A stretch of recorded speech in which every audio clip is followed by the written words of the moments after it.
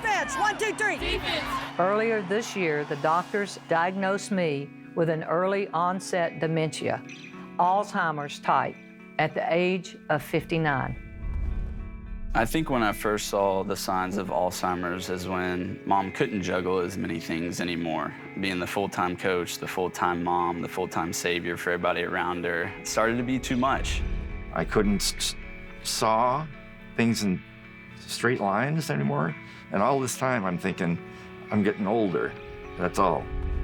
It was kind of like a popcorn trail of things that Mom was forgetting, or she'd go to town and maybe forget where her car was parked. One of the most profound things my mom ever said during her illness was, "There's someone inside here and I don't know who she is."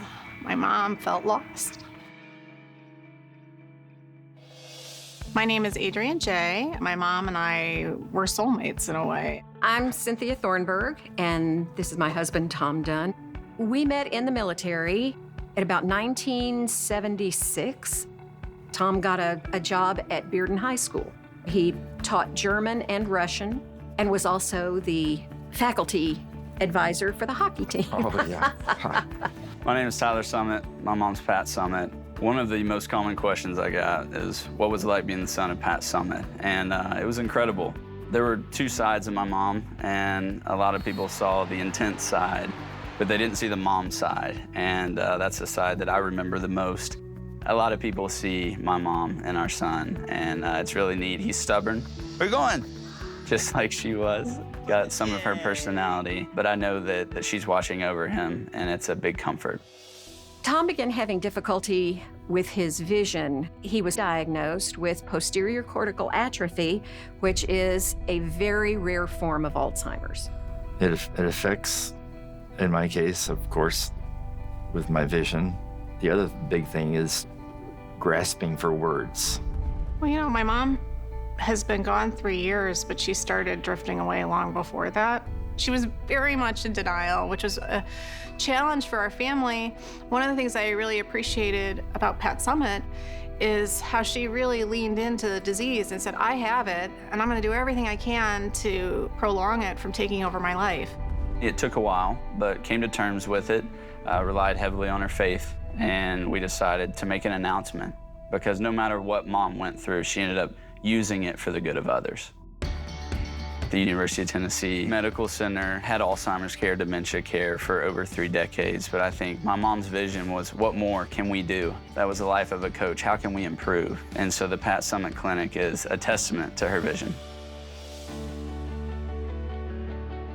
My name is Roberto Fernandez. I work for the University of Tennessee Medical Center, and I'm the medical director of the Pat Summit Clinic. Mr. Dunn, how are you doing? Okay. Ms. Thornburg, good to see you. I have walked into a number of neurological clinics with Tom, but when I walked into the Pat Summit Clinic, it was like a burden fell off of me. Please come in and have a seat. What we do in the Pat Summit Clinic, first and foremost, is take care of our patients and support our families. But a big part of our goal is also to do research. One of the things that I have been studying in my lab is brain waves, where we can actually measure the responses of the brain that we could use for early detection, for monitoring the progression of the disease, and eventually it can tell us how we could find a cure. It will be a tough road ahead of us, but because of the care from the Pat Summit Clinic and the staff there, we're not going to have to do it alone. And that means a lot to me. So my dad's father had Alzheimer's. My mom's mother had dementia. My mother had Alzheimer's, and now her younger sister has been diagnosed with Alzheimer's. So you can imagine me, every time I get to the top of the stairs and I'm not really sure where I'm there, I'm starting to get nervous, and it's important to me to really tackle this illness head on. I don't think I've ever met a person that didn't have some connection to Alzheimer's. And so the research is the key. It's the key to the future, because so many people are being affected. And I think that's something that my mom was really passionate about, was the research, whether it's finding a cure, finding a way to slow the progression, or just simply finding better ways to treat. I think the research is the key. Investing in Alzheimer's research is the calling of my time. It's one of the most important things we can do for our community, to invest in a better life for the families and the people affected by Alzheimer's.